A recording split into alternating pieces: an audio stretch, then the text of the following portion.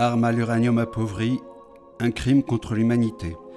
Un crime contre l'humanité, c'est un acte criminel dans le statut de Rome, commis dans le cadre d'une attaque contre une population civile, quand l'attaque revêt un caractère généralisé ou systématique, lorsque l'auteur de l'acte avait connaissance de l'attaque.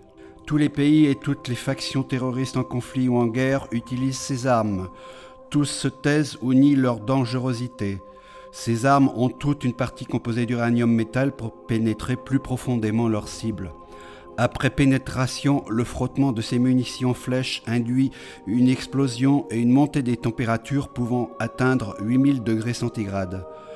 Lorsque tout se consume, les microparticules radioactives et chimiques contaminent, polluent in situ les eaux, l'air, le sol et peuvent parcourir, en montant dans la stratosphère, des milliers de kilomètres, voire faire plusieurs fois le tour de la Terre.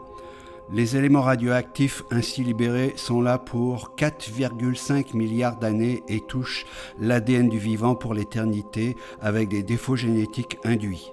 Cette pollution-contamination est à l'origine de très nombreuses pathologies, cancers divers solides, leucémie, bec de lièvre, cerveau touché comme les leucopathies vasculaires de Fazekas, cerveau hors de la boîte crânienne, maladies cardiaques, très grosse fatigue, douleurs musculaires, destruction de la moelle osseuse, AVC, augmentation des cancers du sein et de la thyroïde, de l'obésité et de certains diabètes, retards mentaux, maladies diverses respiratoires, reflux gastro-œsophagien, apnée du sommeil, etc.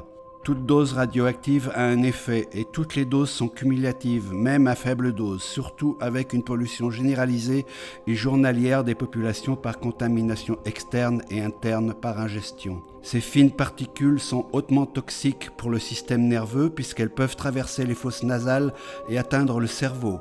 Tous les organismes officiels liés au nucléaire, toutes les armées, tous les États nient la dangerosité de ces armes et mentent en sortant une propagande scandaleuse disant qu'il n'y a aucun effet prouvé. Attitude classique des pollueurs, rajoutant sans cesse de nouvelles études pour nier le danger. Tous les élus, écologistes, ONG, journalistes, la Cour pénale internationale, l'ONU, etc. nient ou taisent les effets délétères des armes à l'uranium appauvri. Tous sont coupables de crimes contre l'humanité par omission. Donc, ils se taisent. C'est QFD.